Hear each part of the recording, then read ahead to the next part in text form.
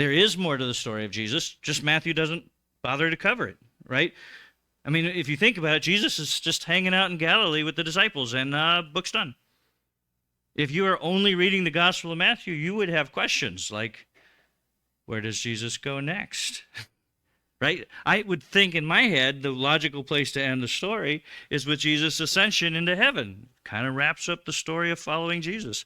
Matthew doesn't care. It's not that the ascension doesn't matter. It's just Matthew's point wasn't to give you all the details of Jesus' life. We know he skips all kinds of stuff.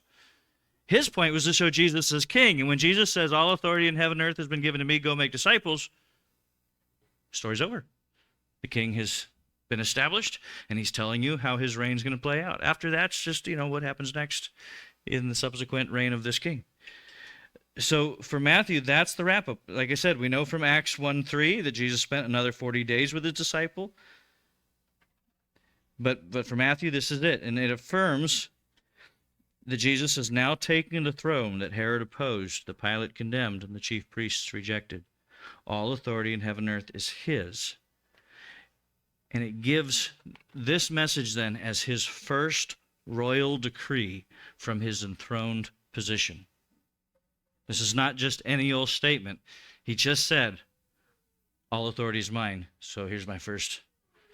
We're talking about an inauguration coming up, and the big thing of late in our U.S. presidential election, tradition, is to wonder what day one executive orders a president will issue. They all seem to have that as their thing.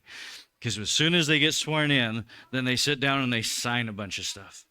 And that's meant to define the values and priorities of their administration. All right? That's presidents, way weaker than kings. This is the King of Kings, way stronger than other kings. This is his executive order on day one. Go make disciples of all nations. When our King won, global discipleship is launched. The kingdom is at hand, and you embrace it by becoming a disciple of Christ who makes disciples of Christ.